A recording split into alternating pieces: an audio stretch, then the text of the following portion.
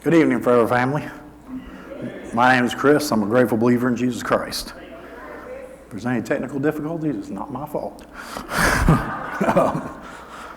For those that don't know, I'm usually surfing in the back, looking at the back of your head, so it's definitely different being up here.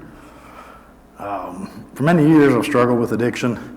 I stand before you today. I'm not here just to talk about drugs or alcohol. Addiction ran much deeper than that for me. My addiction was rooted in coping mechanisms and crutches.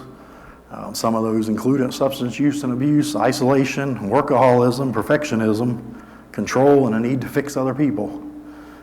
I spent the better part of my first few decades knowing I was always right, always in control, and trying to fix everyone around me, thinking that if I could just get them to be the person I wanted them to be, everything would be okay. But guess what? It didn't work. I've been a part of Celebrate Recovery here a little over 5 years. I'm up here today to share my story of how God has been at work in my life. This is my story of brokenness, addiction, and ultimately redemption. I'll start to tell you a little bit about where I come from. I grew up in a normal working class household in small town McAdenville, North Carolina, also known as Christmastown, USA. We were the generally typical family consisting of my mom, my stepdad, 2 brothers, and my grandmother. She was a lady of very strong faith and belief in Jesus. She was my rock and my support system. But neither her nor my parents ever attended church. From around age 5, there was always a neighbor willing to take us to church with them. From the outside looking in, I had that early development of a faith in Jesus and was baptized at 12 years old. I was always an honor roll student, advanced classes, played sports, the normal kid. But I was also extremely overweight, extremely shy, and struggled to fit in. The seeds of struggle were starting to take root, even if I couldn't see them at the time. Led to isolation. Books and music became my go-to source of enjoyment. Began writing and playing music. It's worth noting one of my church friends' older brothers was in a popular Christian rock band, and we would go to their shows when they were nearby. And I just always thought that was the coolest thing, and it was the height of success, and I wanted to follow in his footsteps. I went to church until I was around 16. By that age, I just wasn't interested anymore. I was more focused on the things I thought would bring me happiness, be it music, money, friends, just being a teenager. I didn't realize it at the time, but I was drifting away from the things that would have given me a solid foundation. I started working full-time, thinking the money, the car, the concerts, the weekend parties would solve all my perceived teenage woes. Around that time, my older stepbrother graduated from high school, and he moved in with us. He was instrumental in introducing me to drugs and alcohol. I started experimenting with drugs, alcohol, and sex, and soon after discovered the internet and pornography. Around that time, my baby sister was born, and she became one of the most important pieces of my life. However, I was still focused on self. After high school, I moved away to college at Appalachian State University, and there things really started to spiral out of control. Drugs and alcohol was the way to fit in, a way to have fun with friends. I quickly realized it wasn't just about weekend fun, it became a crutch for me. That's how I coped with the pressures of school, relationships, and the overall anxiety of just being in my late teens. It became an everyday pattern of use.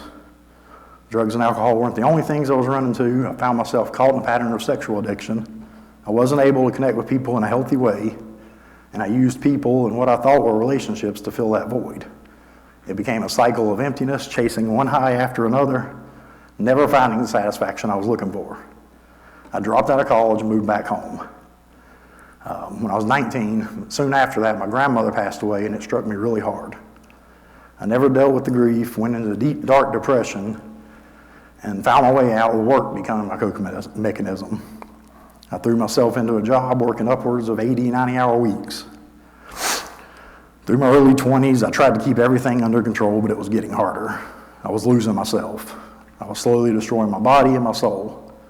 I found success working in the construction industry, and by the time I was in my late 20s, early 30s, hanging around the people I aligned myself with, it was weekends of bars, concerts, road trips, started finding myself in legal troubles.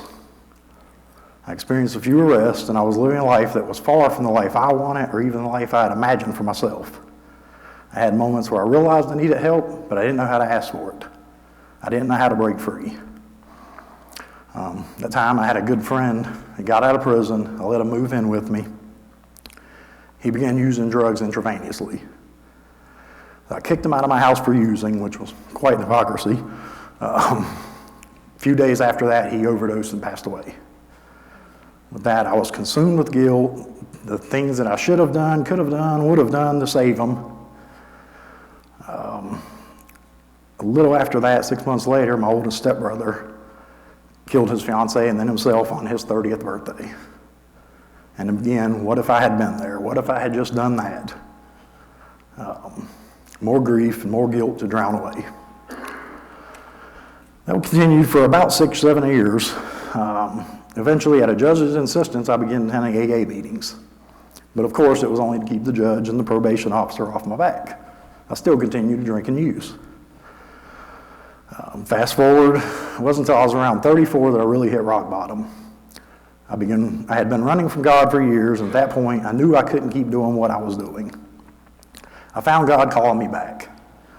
Today, I liken it to those giant neon billboards. Never seen the effects of them at the time, but they were definitely there. One was through a contractor at my job. He had told me pieces of his testimony of drugs in prison and how it led him to a successful business and a job as a part-time pastor. The back of his work truck said, "Jesus recycles, he can take an old heart and make it new," 2 Corinthians 5:17. I didn't know what that was at the time, but I was interested in it. Another time, through AA sponsor, many times invited me to Celebrate Recovery. Had no idea what it was, had no interest in going. Third significant sign was an internet friend who invited me to come to his church. That's kind of when things started to shift. New Year's Eve 2018, I drank the night away and then drove 4 hours the next morning to attend New Year's Day church service with him. And following the service was his going away party for the military. So the pastor that day included the lyrics to Zach Williams' song Chainbreaker in his sermon. I tried to get that up tonight, but it didn't work out for me. We did it last week.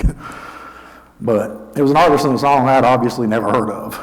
But it settled somewhere deep in my heart in that God-shaped hole. I began to understand that there was a God who loved me even in my brokenness. But even knowing that, I was still struggling. Alcohol had a hold on me and I couldn't stop. I was still running away from the real issues I needed to face. Up to that point, I had destroyed every relationship, being self-centered, destroyed relationships with my mom and siblings. At that point, I hated myself, I hated my life. Continue running. 5 months later, in May of 2018, I was driving down the road, running from everything in my life, on my way to obtain whatever substance that I needed to cope that day. That song, the one I'd never heard, came on the radio. There was no chance there was a Christian music station pre-programmed or ever been tuned to inside my vehicle. But it was on. After a verse or two, I ended up pulling over to the side of the road, tears keeping me from seeing past the windshield, beating on the steering wheel, begging God to take me out of this life that I was living. I was in a toxic, doomed relationship from the beginning, a terrible housing situation, a job I hated. The next day, I checked into a detox facility. I dropped everything and everyone I knew. From there, I was sent to prison for 2 years. As soon as I was a week or two in, the wave of relief hit and fog cleared from my brain. I found a Bible, I found my way into the weekly church service. I knew he had answered my prayer. 5 years ago, upon my release, I was homeless and directionless for about a month. I found a church in town there serving the homeless. They served a meal and had a sermon every day at noon. I spoke with the pastor and I got involved in service, helping him with the church and more so helping me. I did odd jobs and I was told time to start attending AA meetings again. At the same time, working through some of my contacts, and definitely a God thing, I connected with Phil and Vicky. I moved here to Winston-Salem, 100 miles away from everything and everyone I had ever known. And that same week, I settled into Celebrate Recovery here in First Christian Church. I was searching for a place to belong and thought that maybe I could start fresh. But the truth was, I was still dealing with the same demons. My struggles with alcohol and my other addictions were very much still alive. I remember walking into the CR meeting for the first time, sitting somewhere back there, and thinking, how am I going to fit in? How am I going to keep up this facade of having it all together? At first I thought it was about alcohol. I quickly realized that Celebrate Recovery was about so much more than just one addiction. It's about all the things that keep us from living a life that God has called us to. It was about the lies I had been believing about myself for so long, that I wasn't worthy, that I couldn't change, and that I would never get out of the cycle. In those first few months of Celebrate Recovery, I was skeptical. I wasn't really sure if it was going to work. But what I found was this group of people who were just as broken as I was. I found a community that didn't judge me. They didn't look at my past and say, you don't belong here. Instead, they welcomed me with open arms and said, you're not alone. I began to realize that healing doesn't happen in isolation, it happens in community. When I started this journey, I wanted to run away from my past, pretend my issues didn't exist. It took coming to Celebrate Recovery to open my eyes and realize how wrong I was about everything. The first thing that hit me was this: I needed help too.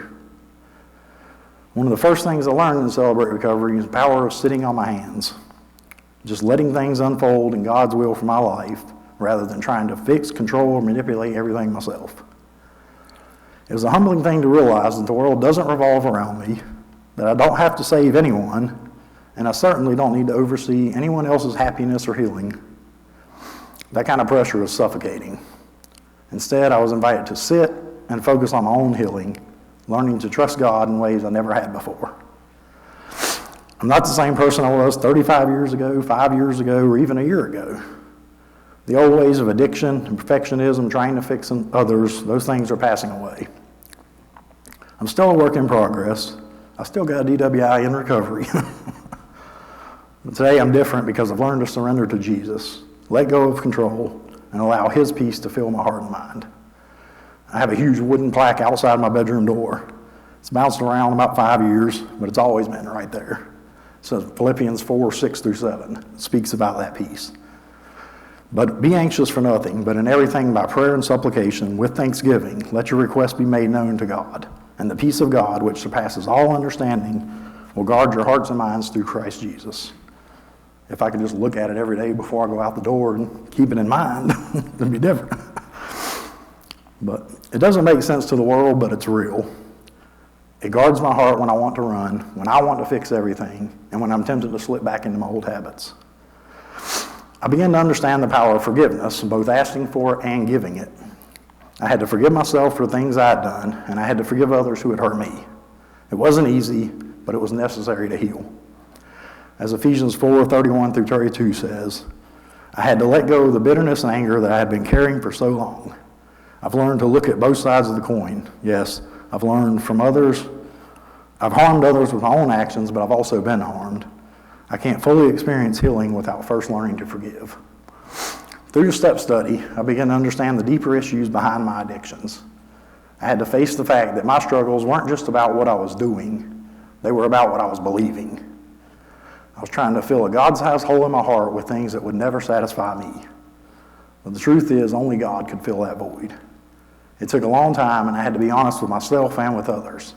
But I began to see light at the end of the tunnel. This journey isn't easy, but it's worth it.